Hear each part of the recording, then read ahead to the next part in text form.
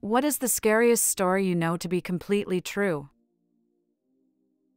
Experience 1. A guy I used to work with was ended and dismembered by his crime partner, who was caught just nonchalantly driving his vehicle around town. A couple of years before I had had a conversation with him, the victim, about concealed carry licenses and how that would work inside a workplace, and he told me the story about his ex-wife was plotting to end him and how he'd worked out carrying a gun on campus with security, only to be ended and dismembered by someone else a couple years later. Experience 2. My cousin picked up a hitchhiker about 20 years ago. Nice enough guy. Cousin was hungry, so stopped at McDonald's and grabbed the hitchhiker some breakfast, too. Dropped him off where the guy had said he was headed. No big deal. Next morning, my cousin's watching the morning news and sees that hitchhiker's face. The dude was a serial killer and had killed someone that picked him up. Cousin calls the cops and they have him come in. Turns out the hitcher had killed the very next person after my cousin who had given him a ride. He'd killed a few people who had given him rides. That was his MO. They asked the hitcher why he didn't end my cousin. He said, I'd planned to, but he was a really nice young man. He bought me breakfast. I couldn't end someone that bought me breakfast. Experience 3. I was hiking down from doing 2 weeks of trail work in Colorado a few summers ago. A guy hiking up stopped to chat with us about our work and asked if we had seen anyone make the summit while we were up there. We told him that the first summit of the season had been done a few days prior and wished him luck. A friend of mine hiked in that area the next day and there was a helicopter circling around. The guy had taken the wrong gully back down and died. It's still crazy to me to think about. Experience 4.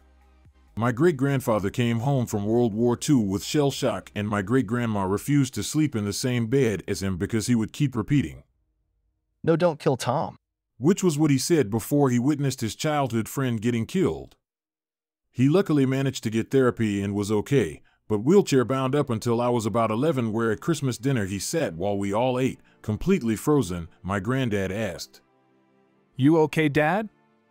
To which he started crying and suddenly let out a very loud and hurt-filled, "Don't kill Tommy." and started crying. I know it's not scary, but it freaked me out. Experience 5. One of some of the letters from my grandfather I found on an old 3.5-inch floppy disk after he passed. I was drafted on March 5, 1943, and was assigned to the 106th, a newly formed division. It was a division of all young men except for the cadre. It was also a division that had 2 massive troop withdrawals after D-Day. The replacements were mostly from the ASTP program, and there was not enough time to train them as an effective fighting force. They missed the Carolina and Tennessee maneuvers. I was a PFC in the 106th Infantry Division, COD, 423rd Regiment. Hugh Colbert and Herb Sheener were also in the 106th. The 106th replaced the 2nd Division, a seasoned outfit. This was a quiet sector and was supposed to be a sector where the 106th could adequately train for combat. I went to the front lines on December 11, 1944. Our orders were to occupy the same foxholes as the 2nd Division. No deviation was allowed, even though some units maintained that the positions were not defensible. My first night was scary. The Ardennes was a big forest, and the trees were planted in straight rows, making it difficult to see only about 10 feet in front of you.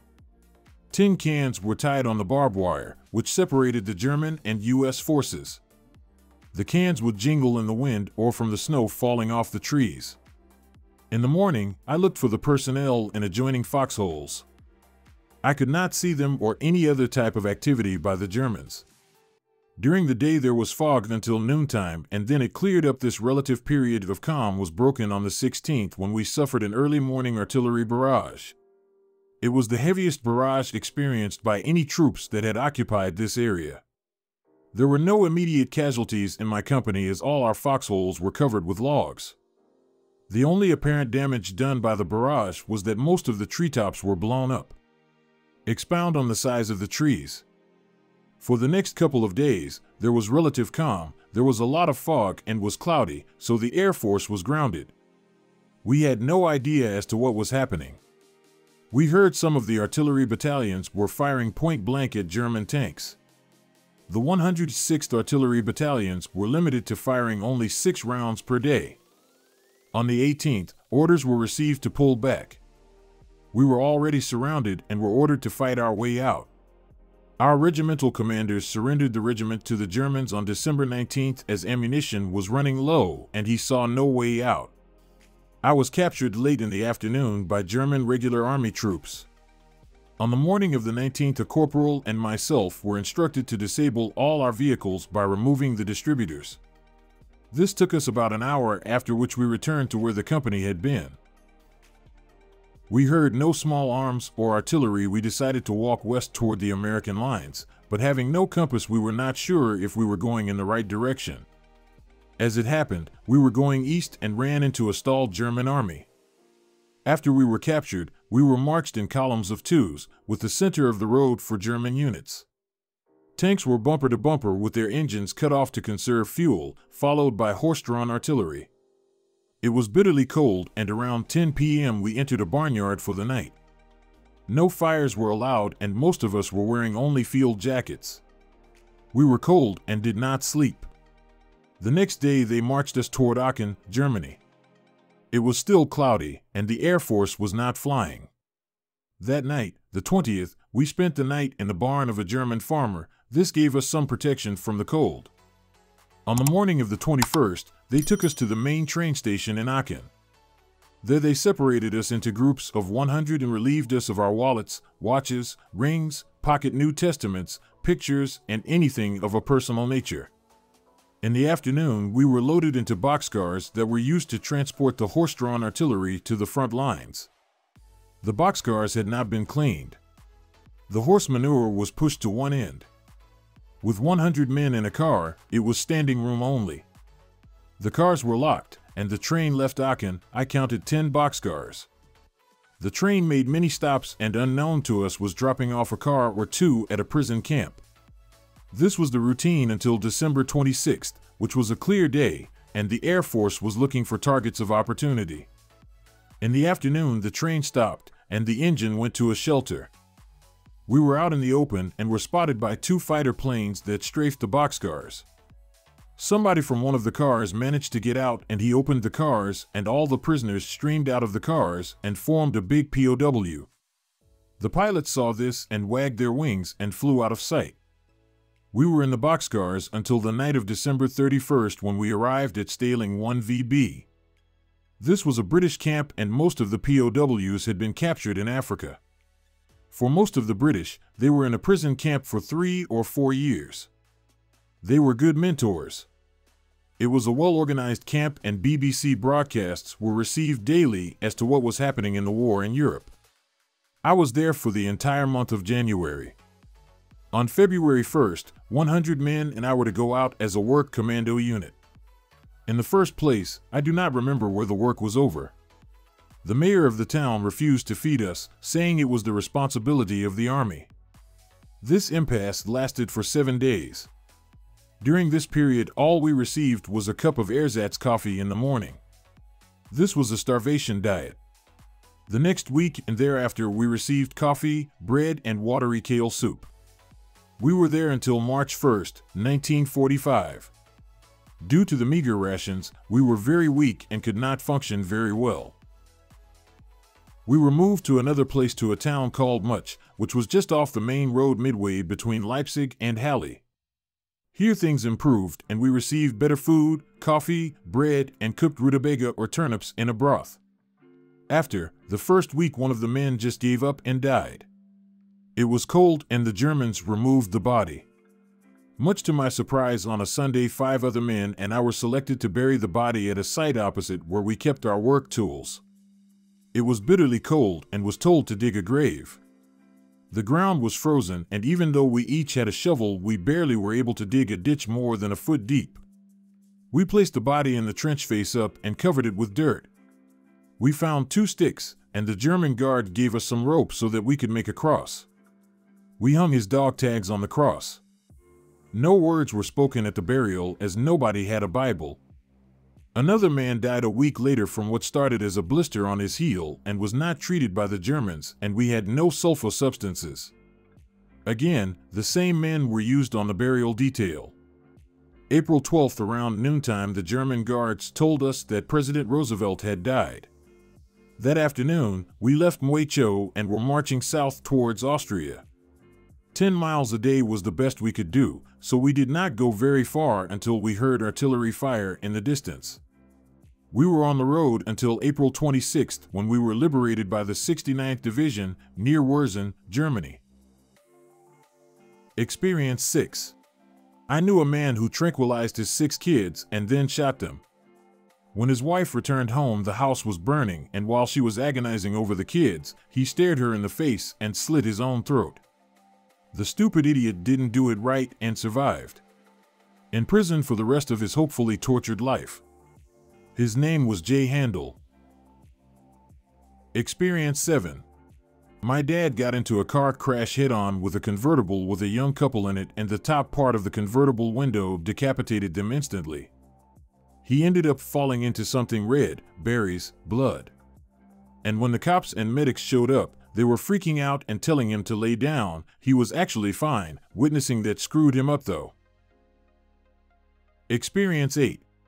When I was a kid, there was a peeping Tom in the neighborhood.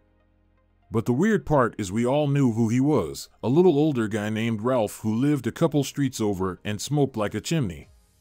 We knew because he was caught once early on by a neighbor while on their roof, watching them through the skylight. The neighbor had left a ladder against the house when doing work earlier that day, but after that he was like a ghost, impossible to catch. People would find footprints and cigarette butts outside windows, smell cigarette smoke, and occasionally see the red cherry on the cigarette glow in the woods. Occasionally angry dads and teenagers who spotted him out in the darkness would give chase, but he moved like a deer through the woods, and no one could put hands on him. The cops were involved a few times, and they dragged him in, but it was never for long, partially I think because he had a disabled wife for whom he was the sole carer.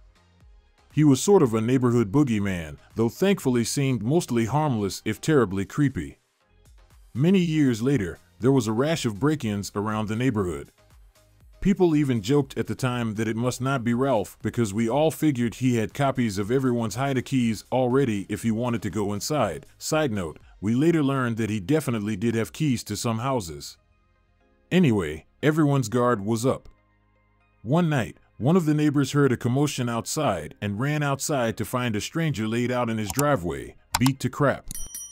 They called 911, and when the police arrived, they were able to identify the guy as someone who had previous arrests for B&E and found items from the previous break-ins in his vehicle nearby and later at his apartment. As for how he ended up taking a bloody nap in the driveway, he said he was jumped from behind it in the dark and never got a good look at the guy. All he remembered for certain was that the guy stunk of cigarette smoke.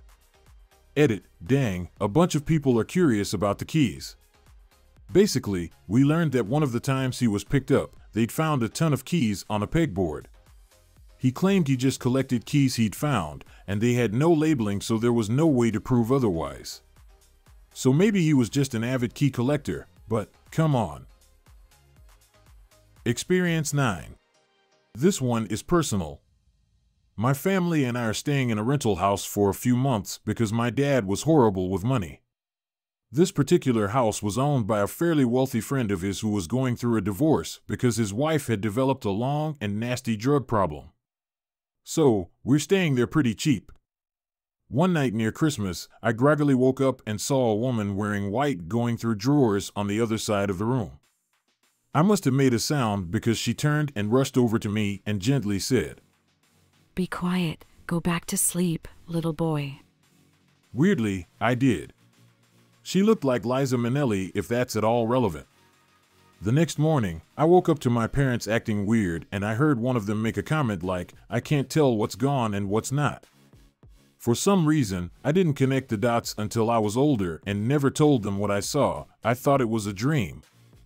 So, yeah, the former crackhead owner of our rental house broke in, probably had a key, and I saw her but didn't do or say anything. I was probably 9 or so. Experience 10. There's an extremely high number of child abusers who apply to be foster carers. I lived in over 60 plus homes growing up, and in all apart from one, I experienced either physical, emotional, or SA. There's not a single person I know who was in foster care who hasn't been abused. One foster family in particular used to really creep me out, and they always made me take a night drink before bed. One night I didn't drink it and I was woken up by my foster father getting into my bed in the middle of the night.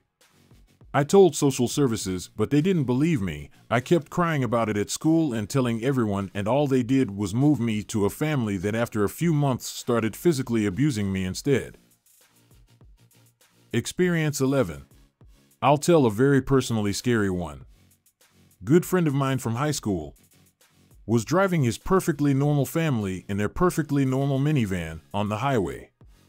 They were on vacation, headed to Disney World. A pickup coming the other way crossed the center line and hit them head-on. He and his two sons were killed instantly. His wife and daughter, the youngest child, were critically injured but survived. He was literally one of the 2 or 3 genuinely kindest people I ever met.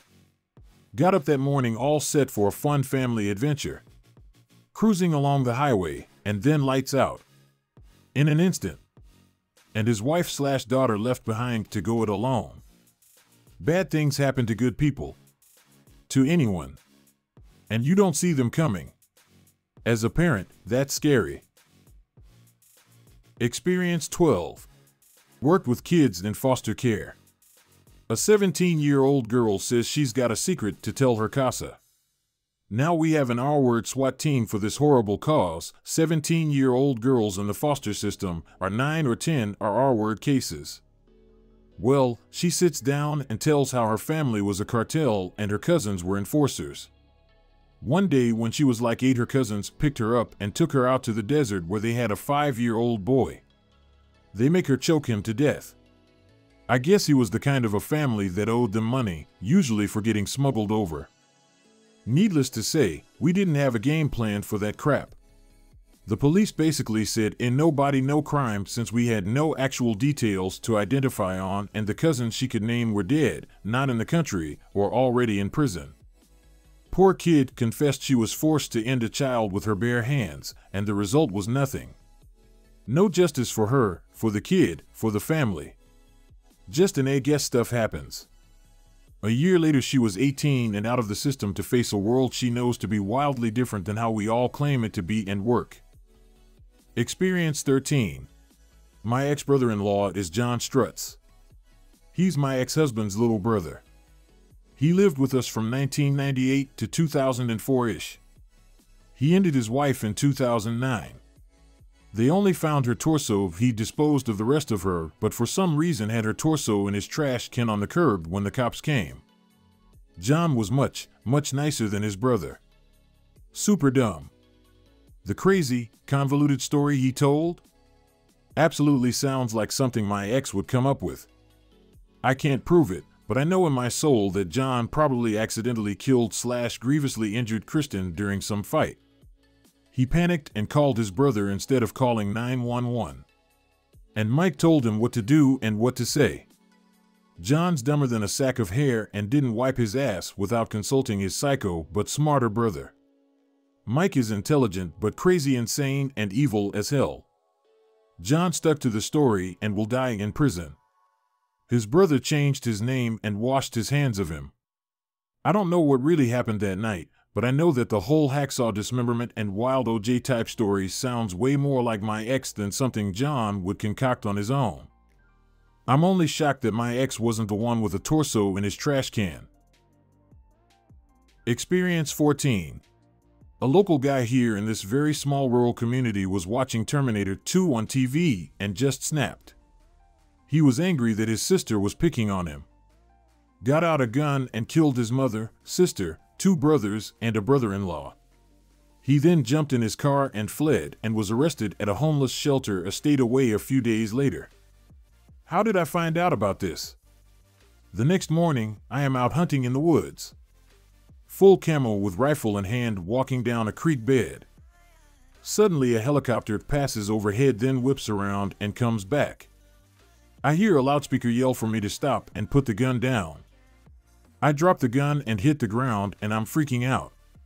15 minutes later, cops come storming down, a path gun drawn. I yelled. Hey guys, what's going on? They cleared my gun and checked my ID and saw I wasn't the guy. They told me that they were looking for a guy who just killed his whole family about 10 hours before. It took a few days for him to be spotted and arrested down at the homeless shelter. Our whole small community was pretty much locked down until he was found. Experience 15. As I was driving back from work, I got passed by a small hatchback. They were driving like lunatics and doing near misses at very high speeds. I decided to call the cops when suddenly that same hatchback lost control and crashed into the barriers first, rolled over and crashed straight into a truck. The driver was decapitated, and a guy and a small child flew out of the window. Needless to say, everybody in that car, including the child, was killed horribly. I pulled over along with many other cars to run by and help, but the sight of that little kid with what I can describe as a bloodied and twisted body made my legs go limp, and I sat on the tarmac shortly before having a panic attack. I still cannot get over it to this day, and honestly, screw you if you are speeding with a car that has a child in it. We hope you enjoyed listening to today's stories. If you want to see more stories, check out these videos or check the links in the description for more videos. And don't forget to like the video and subscribe to the channel. And ring that notification bell.